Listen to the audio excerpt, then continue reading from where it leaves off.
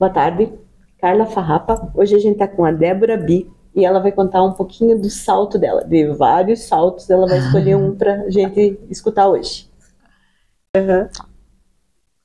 Bom, querem saber um pouquinho da minha história? A história é longa, gente. Hoje eu tenho 48 anos, né? Sou a Débora Bi, sou enfermeira. Tenho 2 filhos já adultos, 22 e 18 anos. Moro aqui em Curitiba, mas eu nasci em São Paulo. Então eu estou em Curitiba já há 11 anos. Cheguei em 2013 e estou aqui trabalhando, fazendo muitas coisas.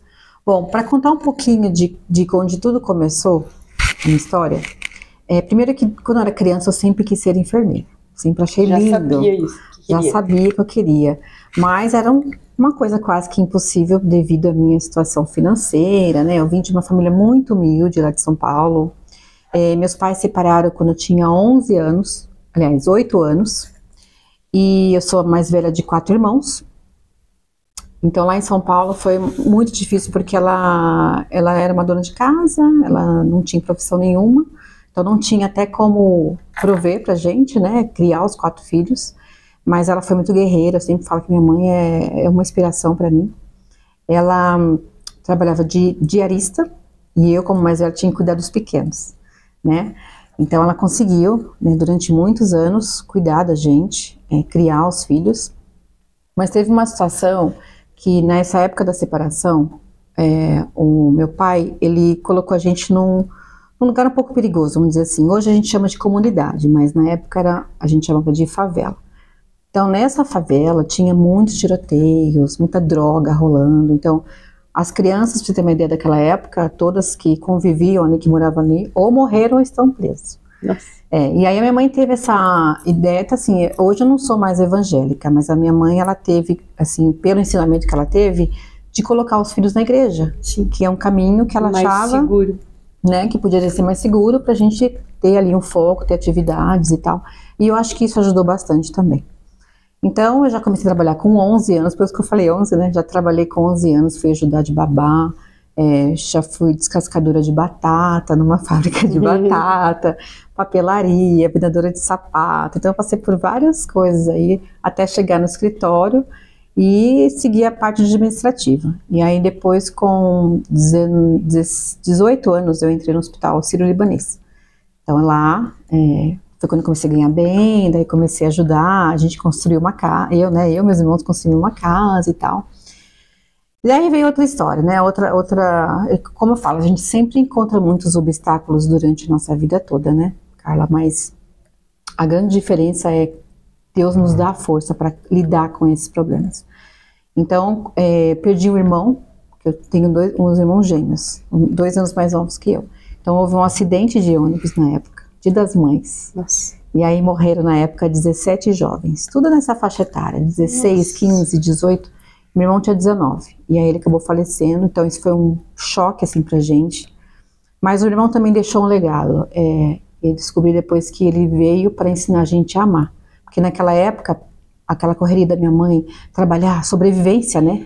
Comida, tempo de dinheiro. Nada. A gente nem se olhava, nem se falava, nem se abraçava, nem nunca. Eu lembro que, assim, durante toda a minha vida, eu nunca falei que eu amava minha mãe. E vice-versa. Então, depois disso, tudo mudou, né? A gente começou a entender um pouco mais essa questão do amor, de família, dar mais valor a tudo. E aí passou, né? Continuei trabalhando, seguindo a vida. E com 23, eu conheci o pai dos meus filhos. E eu me lembro, assim, até hoje, que tudo que eu não gostava no homem, que era a referência que eu tinha, que era meu pai, que era um homem bruto, violento e tal, o meu marido tinha. A gente busca, né? É uma coisa de meio que atração mesmo, né? Você busca. Mas, enfim, acabei, né, muito jovem, me apaixonando e tal.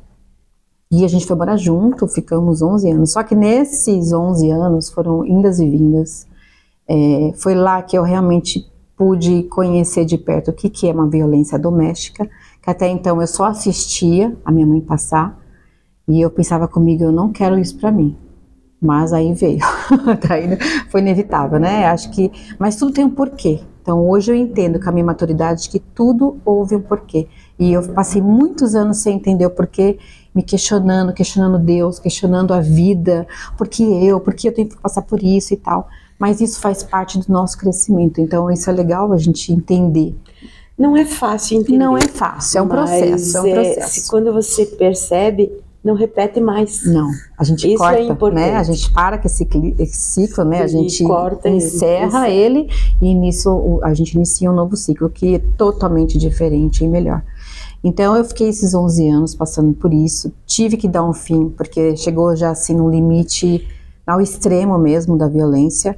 E assim, e na época eu lembro que eu ficava tentando separar, não conseguia, não tinha... a parte financeira pegava bastante, porque ele, né, ele que ajudava e tal, mas aí eu também trabalhava, enfim, eu tinha medo daquela coisa, ai, será que eu vou conseguir dar conta? Mas eu lembrei da minha mãe, eu falei, pô, mas ela conseguiu com 4, eu tenho 2, né, quem sabe, né, não vou conseguir. Até que eu tive a cara e a coragem e falei, não, agora chega. E aí ela tinha 5 e ele 9. Então, nessa época eu morava em Minas Gerais, em Poços de Caldas, com ele. E aí eu fui para São Paulo, morei um pouco com a Fátima, e depois eu fui de lá, arrumei uma casinha, aluguei e tal. As crianças precisaram ficar 6 meses longe de mim, com meus pais, que eles moravam no interior, num sítio, bem lá no fim do mundo. Então não tinha como eu morar lá, né? Mas eles ficaram 6 meses lá, depois trouxe eles de volta, e aí comecei de novo tudo do zero. Isso foi em 2011. Aí em 2012, estava indo tudo bem, né, trabalhando, eles na escola, aquela vidinha que eu queria mesmo, nós 3. Ir pro parque, aquela coisa. Era assim, era muito limitado, né, a questão financeira, mas a gente era bem feliz. E aí veio o choque, porque daí eu procurei outro emprego. Eu falei, gente, não dá para arrumar, um só não tá dando conta, eu vou arrumar mais um. E aí eu fui para outro hospital lá em São Paulo, consegui a vaga, deu tudo certo. A única questão era que eu tinha que passar por vários médicos, que é bem difícil hoje acontecer. Era clínico, ginecologista, dentista, gastro, tudo. Eles fazem um check-up na gente para dar. Você teve que fazer como se fosse um exame pré-admissional. Pré-admissional. Mais completo. Completo. Até fiquei assim, falei, nossa, eu nunca vi isso antes. Mas enfim, daí eu passei. E que bom que aconteceu isso, que daí a médica descobriu 2 nódulos na mama esquerda. E eu não sabia que eu tinha. Eu falei, ai, como assim? Ela falou, não, agora você vai ter que fazer todos os exames para investigar. Eu falei, tá bom. Só que eu já tava assim, crente que a vaga era minha, né? E eu falei, vai demorar? Só que daí foi ultrassom, não sei o que, mamografia, aquele monte de coisa. Quando fez a biópsia, eu levei para ela de volta para a médica. Cheguei lá com um papelzinho na mão. Falei, então, doutora, tudo certo? Vamos lá? Aí ela falou, você não vai trabalhar aqui. Você está com câncer de mama. Assim? Na lata. Na lata. E eu sentada na frente dela, igual a gente tá agora, as minhas pernas ficaram bambas. Eu não conseguia sentir a perna. Eu ficava assim, meu Deus, e agora? O que eu vou fazer? E aí eu não conseguia levantar. Aí eu falei, só um pouquinho. E eu lembro que eu sentia aquela formigação na perna, aquela dor, aquele medo, é um turbilhão de coisa. Né? Não chorei ali, tudo, mas eu falei, meu Deus, eu só pensava em quem? As crianças. E agora? Quem vai cuidar deles? Vou morrer, né? A gente pensa isso. Daí eu levantei e fui embora. Dali eu já fui caminhada para vários, né, para os exames e tal. E até chegar no tratamento. E ela falou, não, vai ter que fazer tratamento aqui. Cirurgia, radioterapia. Eu não cheguei a fazer químio, graças a Deus. Mas eu fiz o que eles pediram. E aí, por um milagre, eu não vou a gente fala assim, a gente sabe que milagres existem, né? E eu era muito confiante que eu ia ficar bem. As pessoas, elas iam me visitar, vinha gente da minha casa, prima, tia, que eu nunca mais tinha visto. E elas falavam assim, eu vim visitar você porque você tá com câncer, meu Deus. E chorando, eu falava assim, não morri ainda, gente. Calma, gente, eu estou ótima. Então eu comecei a receber visitas de pessoas que, né, até então eu nem tinha tanto contato mais, né, parentes, daí já chegaram todas. Eu lembro assim que, nossa, teve uma que chorou, meu Deus, meu Deus. E eu tava super bem, eu falei, não, tô ótima, eu vou fazer cirurgia e tal, mas tô bem. E aí eu fiz a cirurgia, naquele mesmo ano, e fui trabalhar no outro emprego normal, mesmo com agulhamento, tudo, só ficaram sabendo 15 dias antes da cirurgia, aliás, na semana da cirurgia, daí eu tive que me afastar por 15 dias do outro emprego. E aí eu cheguei na minha chefe e falei, ela, como você não falou nada? Eu falei, não, tô bem, tô ótima. E durante essa descoberta, eu fiz um curso de voluntário lá em São Paulo. pela prefeitura e tal, com certificado, e é bem intenso, assim, uma semana toda de curso, porque eu queria de alguma forma fazer algum trabalho voluntário, ainda não sabia qual, não fazia ideia. Mas na época eu já era maquiadora. E aí surgiu um projeto lá da Associação de Cosméticos de São Paulo, que era para você dar aula de maquiagem para mulheres oncológicas dentro dos hospitais. Isso é muito bonito. E aí eu falei, por que não, né? Daí eu aceitei, porque fui. E ninguém sabia que eu estava em tratamento, mas assim, fui. E aí eu olhei assim, aquela roda de mulheres numa mesa redonda, assim, todas bem debilitadas, bem já em estágio bem mais avançado que o meu. E eu falei, nossa, eu tô ótima mesmo, né? Daí parece que te dá um... Então assim, daí eu comecei, fiz no Paralabaiton, fiz em vários hospitais lá de São Paulo. E aí ficou plantada a sementinha ali. Eu achei, assim, eu me senti muito bem, eu adorei essa fase. E aí quando eu fui para o hospital internar, chegou lá também, eu tinha convênio bom para ficar em apartamento particular, sozinha. Mas como o hospital, na verdade, é o Santa Casa de São Paulo, né, um dos maiores hospitais do Brasil. Então lá eles me ofereceram fazer tratamento lá como funcionário. Embora não fosse, ele falou, não, mas aí você tem um cartãozinho azul como funcionário, então eu tinha meio que prioridade. E eu falei, tá, eu quero fazer aqui. E até é uma curiosidade minha, eu queria saber como que era. E daí quando chegou na ala, tinha 2 alas. A ala de câncer ginecológico, né, outro tipo de câncer de mulher, era só mulher. E o outro lado só de mama. Daí eu fiquei no lado de mama, e aí tinha eu e mais 4 pacientes, um quartão, assim, todo...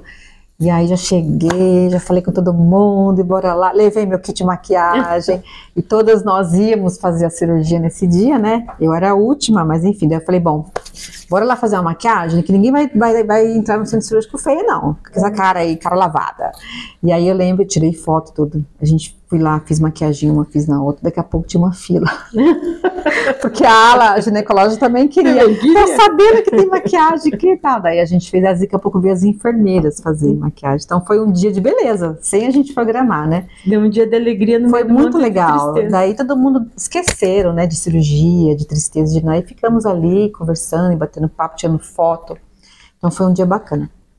Bom, passei por isso. Eu vou te falar que eu não chorei, assim, não me entreguei no momento. O único momento que eu me vi triste foi quando eu fiz a mala para ir para o hospital. Então eu fiz a malinha ali, daí a minha filha olhou para mim e falou, mamãe, você vai voltar, né? Ai, e a Sofia tem uma coisa, ela sempre vinha com ela sempre, assim, me pegou alguns momentos tristes, super mal, e ela vinha falando alguma coisa para mim, para me motivar, para animar. Aí eu falei, vou... Claro que eu vou. E aí, a hora que eu saí de casa, daí eu acabei, né, chorando um pouquinho. Falei, ai meu Deus, eu tenho que voltar. Enfim, deu tudo certo. Daí, isso foi 2012. No ano seguinte, eu resolvi ir embora de São Paulo. Eu não queria. Sempre fui resistente por causa do frio, não sei o quê. E aí eu falei, ai, a minha irmã morava aqui. Ela falou, vem pra cá e aqui você vai começar uma vida nova. Eu falei, ah, então tá, vou tentar. E aí eu pedi demissão. Voltei de licença, pedi demissão e vim. E fiquei na casa dela durante 6 meses. Já de cara arrumei emprego no hospital aqui, que eu até queria tirar férias, mas não deu. E daí passei por algumas situações assim, bem pesadas no sentido financeiro. Conheci depois uma pessoa em Curitiba, um relacionamento que não deu certo, também foi bem tóxico. E aí, assim, depois de lá, fui ser corretora também, porque eu sempre gostei de empreender, sempre gostei da área de saúde e sempre gostei da área de beleza, só que eu não sabia como fazer essa junção, como juntar, porque beleza era beleza, saúde era saúde, né, e eu tinha ainda na cabeça que um dia eu seria enfermeira, não sei quando, eu falei, mas um dia eu vou ser. E aí, trabalhei no hospital, aquela coisa, aí sempre tinha meus bicos, né, daí eu trabalhava no hospital, mas eu fazia uma maquiagem aqui, um cabelo ali, né, até para ajudar no orçamento de casa. Até que em 2015 eu saí do hospital, fui mandada embora, e aí eu me vi ali numa situação bem complicada. Eu falei, meu Deus, o que vai ser de mim agora? Não tem emprego, né? De novo. Então, assim, era sempre um recomeço, sempre acontecia alguma coisa para recomeçar. Mas aí eu conheci o meu segundo marido, que ele era inglês, vocês conheceram, inclusive. Uhum. E ele falou pra mim, ele perguntou pra mim, qual que é o seu sonho? Eu achei estranho, porque até então nunca ninguém tinha me perguntado, né? Eu falei, olha, quero ser enfermeira. que não é segredo pra ninguém e tal. Aí ele falou, então tá, se você quiser, então eu te ajudo. E aí eu meti a cara, eu tava com 40 anos já, e entrei na faculdade, né? Fui fazer de manhã. Só que na faculdade é aquela coisa, né? Cheia de criançada, meninada, e daí tinha aquela questão do etarismo, me excluíam dos grupos, das apresentações, dos seminários. Então, assim, foi um pouco difícil nessa situação, mas... E aí, junto com isso, de brinde, veio a menopausa. E eu achando que estava com depressão, porque daí eu fui no médico e tal, ele falou, não, você tem síndrome não sei das quantas, depressão, blá, blá, blá, e taca remédio, né, remédio para acordar, para dormir, e nesse ano mesmo eu tinha acabado de me casar, então assim, eu falei, cara, não faz sentido eu estar desse jeito, será tudo bem agora, tá tudo, né, tá andando as coisas, tô realizando meu sonho, como é que eu posso estar tão depressiva assim? Até que eu tive uma ideia de ir na farmácia, comprei um teste de menopausa igual gravidez. Eu não sabia que tinha. Perfeito, né? Aí eu pesquisei, achei, falei, gente, será que tem? E fui lá e fiz. E aí fui lá esperando, igual grávida. Olhei, positivo, menina. Mas eu chorei. Você entrou bem nova. Entrei. Foi por conta do câncer. Geralmente as mulheres entram na menopausa precoce. Às vezes tem gente bem mais nova que eu. Eu já vi gente com 30 e poucos. E aí veio menopausa. Quando eu vi de positivo, mas eu chorei. Chorou mais do que quando eu chorei mais, muito mais. Acho que tudo que eu não tinha chorado naquela época, eu chorei agora. Daí eu falei assim, então quer dizer que eu estou envelhecendo? Que daí veio aquela questão do, cara, eu não sou mais mulher. Então eu não posso mais ter filho. O que eu vou fazer? Acabei de me casar. Bem complicado. É um turbilhão de coisas que vem na cabeça. Então, e na época... Ninguém falava disso. Não, era meio que tabu. Tabu. Ninguém falava de menopausa. Então, quando eu falava de alguma coisa de menopausa... Ainda é tabu. Ainda é, né? A gente tá progredindo aí, né? Tá bem seguindo. Lentamente. E aí, tive que buscar alternativas, assim, o que eu posso fazer para melhorar, porque quem teve câncer não pode fazer reposição. E aí, eu também sou um pouco contra algumas coisas sintéticas, né? Então eu fui estudar sobre aromaterapia, sobre ervas, que eu já gostava dessa parte fitoterápica, daí eu fui buscar o que eu poderia tomar de chá, de não sei o que, daí descobri uma infinidade de coisa que ajuda. E fui testando em mim, obviamente. E foi funcionando, foi ajudando. Então assim, deixei remédios de lado, não tomei mais nada. E foi vendo que a coisa foi melhorando. Eu até posso falar um que chama Tribulus terrestre. Eu tomo. Gente, é maravilhoso. Eu tomo. Porque quando eu lembro, né? Porque eu sou muito ruim de lembrar que eu tenho... Os nomes. Não, lembrar de tomar mesmo. De fazer certinho. De fazer certinho, né? Às vezes eu esqueço 2, 3 dias e eu lembro. E aí não funciona, né? Funciona, tem que ser todo dia. Então eu senti assim uma diferença gigante. Junto com isso, na época da faculdade, tinha que fazer um TCC, né? E aí, vários temas, o pessoal tudo fazendo. E eu tive uma ideia meia fora da casinha de fazer um TCC a respeito dos cosméticos naturais. Porque eu vi que não existia só cosméticos convencionais, que a gente está acostumado. E eu falei, o que é isso, né? Daí eu cheguei a viajar para fora e tal, e eu vi lá, orgânico, tal, vegano. Eu falei, mas qual que é a diferença? Daí eu comecei a estudar, pesquisar que nem louca, e ver como é que funcionava, o que era um sabonete vegano, por que funcionava isso aqui, aquilo outro, o óleo vegetal. E aí eu me vi assim, num mundo totalmente paralelo e maravilhoso. Mergulhei assim de cabeça, fiquei apaixonada. Aí comecei a estudar sobre dermatite, o que causa, procurei muitos e muitos artigos científicos e tive que escolher alguns. Então eu escolhi 27. Nossa, só. Tive que ler só 27 artigos. E dali tirar o meu tema, que era os benefícios dos cosméticos orgânicos e aromaterapia na recuperação de pacientes com câncer de mama e o papel do enfermeiro. Eu tive que só focar no câncer de mama, porque senão ia abranger muito mais coisas. Então eu falei, não, então a professora falou, não, a orientadora falou, vai só nesse do câncer de mama, tudo bem. Tá bom. Então eu comecei aquela pesquisa, né, estudando muito. Minha vida era só estudar. Só que eu gostava, né, eu adorava, eu descobria coisas novas, até fiquei um pouco chocada, Carla, porque eu pensava assim, cara, como é que eles podem colocar tanta coisa ruim dentro de um cosmético? E dizer que é bom. E sabendo que isso vai causar um problema, né, então eles são chamados de xenobióticos, eles são disruptores hormonais, então eles atacam todo o nosso sistema hormonal, câncer de bexiga, por exemplo, alumínio, você passa aqui, ó, bem perto da mama. Então, migram sim. Então, assim, tudo isso está comprovado cientificamente, mas não é falado. Então, assim, é bem polêmico esse tema, porque tem muita gente que defende, tem muita gente que é contra. Mas aí eu comecei a testar em mim, comecei a fazer curso de cosmetologia, fazer sabonete em casa, para ver como que é. Eu adorei fazer, mas é trabalhoso. Comecei a vender em feirinhas e entrar nesse mundo, conhecer pessoas também que já estavam nessa mesma vibe, assim, de natureba. Até que publiquei, né, acabei a faculdade, tirei nota máxima, foi, assim, eu fiquei muito feliz, porque até chorei, porque foi no meio da pandemia. Falei, nossa, nem acredito que eu consegui. Então, finalizei.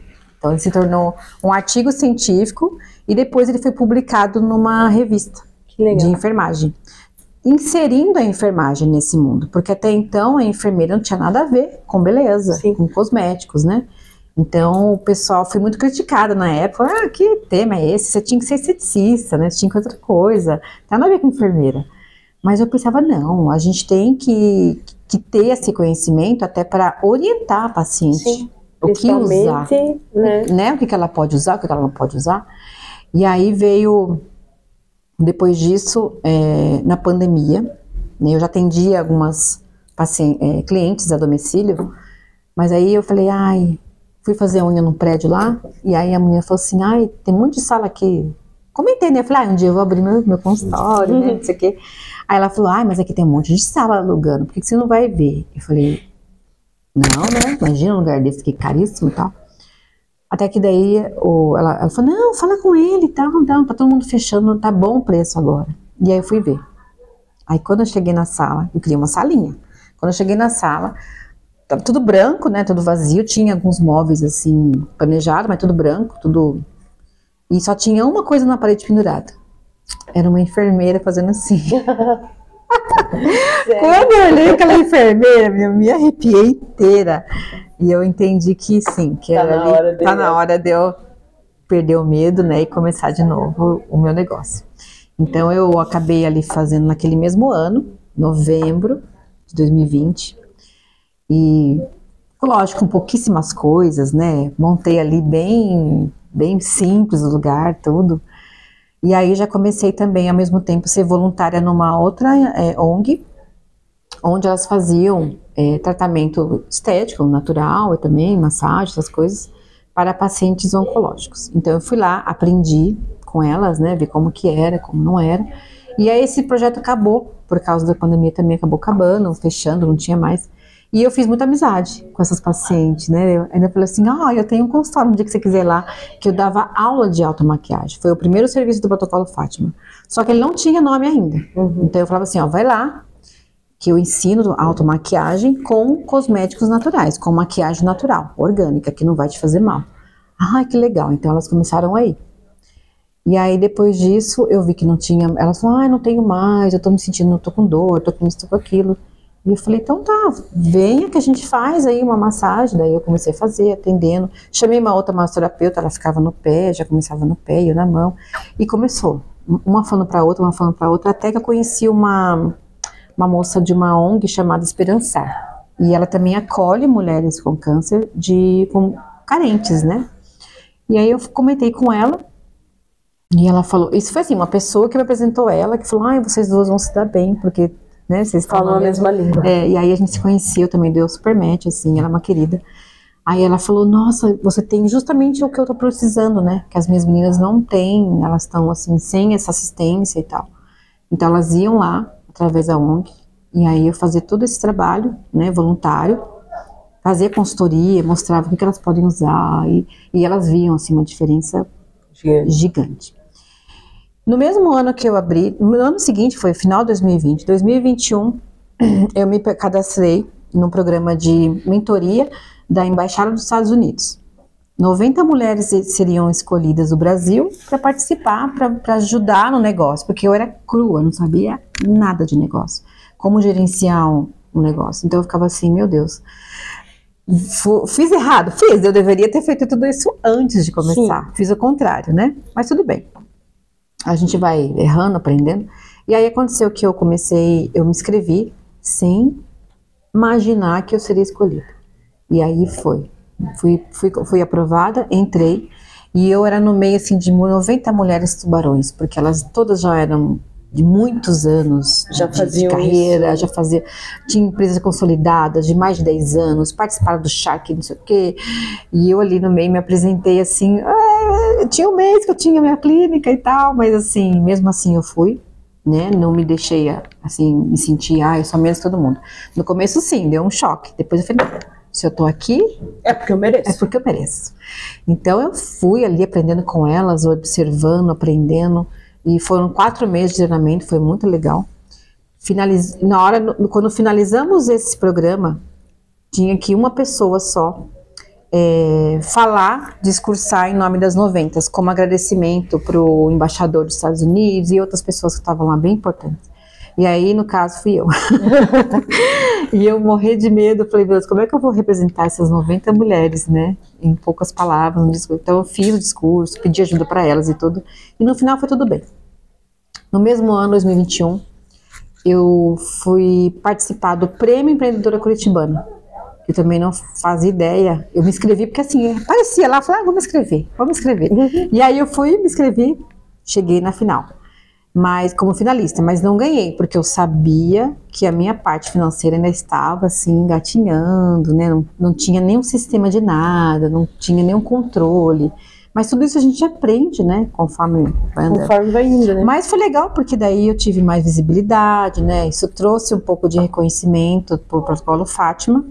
E daí a Fátima fez o seguinte, foi uma moça do marketing, que eu expliquei para ela o que eu fazia, e contei da minha amiga Fátima, da minha história e tal, e ela falou, por que você não coloca o nome de Fátima no seu projeto, Protocolo Fátima? Aí eu, é verdade, né? Eu sempre trouxe a Fátima comigo, mas eu não tinha ainda esse start. E ela falou, não, vai ser perfeito.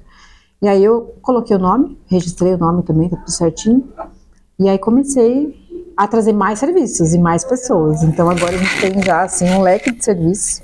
E aí o ano passado, 2023, o artigo, né, que na verdade foi o artigo, a Fátima que estava junto comigo ali, né, fazia parte de tudo, mas o artigo se tornou o Protocolo Fátima, e ele foi premiado pelo COREN do Paraná, que é o Conselho Regional de Enfermagem, em 2023, né, por estar fazendo parte dessa ajuda, né, dessa responsabilidade social, ajudando a comunidade, né, as pessoas que a gente quer fazer isso, né, quer fazer o bem, né. A ideia de tudo no final, além do salto, o protocolo Fátima, é sempre o outro. O outro, tudo é outro. Eu já escutei muito, mas é o outro. Porque eu ajudando o outro, eu me ajudo. Sim, as pessoas falam, eu ajudando o outro, alguém me ajuda. Sempre o universo vai sempre conspirar, sempre acontecendo coisas boas, né? E você falou até negócio de histórias, a gente escuta tantas histórias também. Elas deitam ali, relaxam, se entregam e começam a falar histórias, e fala, meu Deus, quanta história linda, né, que a gente ouve. E tristes também, né?